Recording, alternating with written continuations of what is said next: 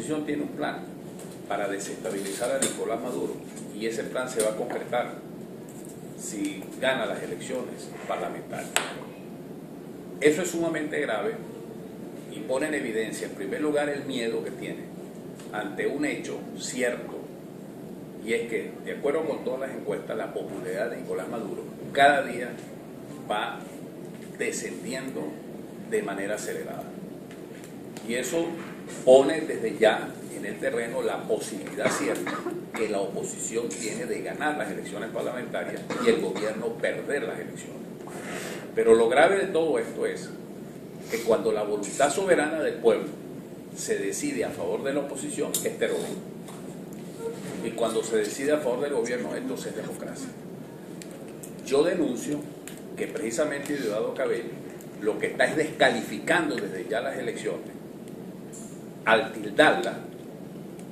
de una acción que está enmarcada en un plan de terrorismo político y en un plan subversivo si la oposición llega a ganar las elecciones. Eso es sumamente grave, nosotros no podemos aceptar eso, porque precisamente es Diosdado Cabello el primero que se ha encargado de violar la Constitución, de violar la autonomía del Parlamento, y por otra parte, en lo interno,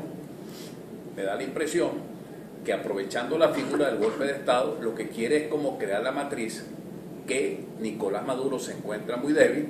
y eventualmente sustituirlo por otro candidato presidencial en el momento en que esas elecciones lleguen. Lo cierto del caso es que si la mayoría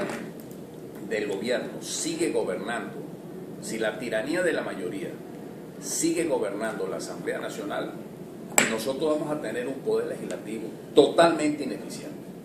en donde la falta de transparencia va a ser precisamente la línea que seguiría una Asamblea Nacional en manos del gobierno. Y esa falta de transparencia nosotros lo vemos en resultados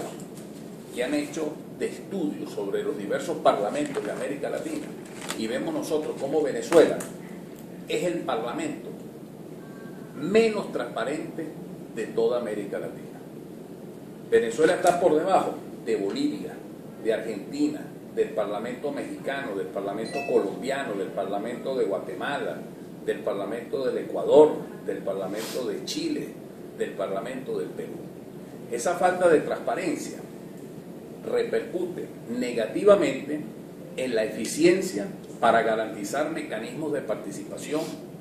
atención ciudadana, rendición de cuentas, producción de leyes útiles, como lo decía Libertador en el discurso de Angostura, presupuesto y gestión administrativa, en una labor de la Asamblea Nacional eficiente y efectiva, y sobre todo en el ejercicio del control político del gobierno, que como ustedes pueden ver en esta relación, casos como por ejemplo el maletín de Antonini Wilson, el caso de Pedeval, el caso de los audios de Mario Silva, el caso Bandés, el caso de los medicamentos del Cefar, el caso del Fondo Chino Venezolano, la carta pública del exministro Giordani, nada de estos casos han sido considerados en la Comisión de Contraloría de la Asamblea Nacional, precisamente porque el control político no lo ejerce la Asamblea Nacional, porque la Asamblea Nacional se convirtió en el brazo ejecutor de las decisiones políticas del PSUV y no en el brazo ejecutor del pueblo en función de sus propios intereses. La Asamblea Nacional debe estar al servicio del pueblo para que vaya evaluando la ejecución del plan de la patria y determinar si sus 5 objetivos históricos están cumpliendo el propósito de convertir a Venezuela en un mejor país, con un pueblo más feliz, más independiente y más creativo.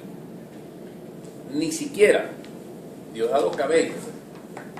ha podido demostrar una gestión en la directiva de la Asamblea Nacional eficiente. Porque, por ejemplo, tienen dentro de su actividad como presidente un prejuicio pequeño burgués, para utilizar su propio lenguaje, increíble. Mientras todos los diputados nos fuimos a la sesión social, a la sesión especial en Carúpano, con ocasión de los 200 años del manifiesto de Carúpano, en un avión militar, de fabricación china, el señor Diosdado y los directivos de la Asamblea se fueron en un avión Citation que no vale menos de 30 millones de dólares. ¿Por qué no se va con nosotros en el mismo avión si se la tira del líder revolucionario y líder popular? ¿Dónde está la rendición de cuenta para saber si ese avión es de la Asamblea Nacional o quién se lo prestó al presidente de la Asamblea Nacional? Esa falta de transparencia le quita majestad al Poder Legislativo, porque los diputados no rinden cuenta de los gastos que hacen cuando viajan al exterior, por ejemplo. Los diputados no rinden cuenta, aquí mismo en la directiva de la Asamblea Nacional, de la ejecución del presupuesto aprobado para el funcionamiento de la Asamblea Nacional. No sabemos exactamente una rendición de cuentas y una investigación a fondo de si esos reales están siendo realmente aplicados a lo que deben de aplicarse. Entonces, si nosotros queremos una Asamblea Nacional que esté al servicio del pueblo, tiene que cambiar la directiva y la mayoría de la Asamblea Nacional. Por eso nosotros, desde ya, tenemos que trabajar para consolidar una mayoría, para tener una Asamblea Nacional que, como lo dijera Bolívar en su discurso de Angostura, saque leyes justas, legítimas y útiles, y no sacar leyes por sacar leyes simplemente para cubrir una agenda, pero no para estar al servicio de los intereses económicos, sociales y políticos del pueblo soberano de Venezuela. De manera tal de que señalo en este momento que esas declaraciones politiqueras de Diosdado Cabello lo que trasluce es un pavor, es un miedo, es un temor ante la posibilidad de ser derrotados en unas elecciones parlamentarias. Me parece muy útil que el nuevo secretario ejecutivo de la Asamblea Nacional, Chugo Torrealba, haya dicho que la mesa de la unidad debe ir hacia la calle. Eso me parece muy importante, sobre todo porque debemos exigir un Consejo Nacional Electoral imparcial. Vamos a hacer entonces las primeras marchas para que tengamos un CNE imparcial, para que no se modifiquen caprichosamente los circuitos electorales,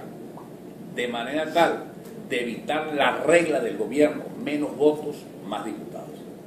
que fue lo que sucedió en las elecciones del año 2010. Nosotros tenemos que luchar para que ese principio de la soberanía popular, más votos, más diputados, se respete. Y solo nosotros lo podemos hacer respetar con un vasto movimiento popular en todo el país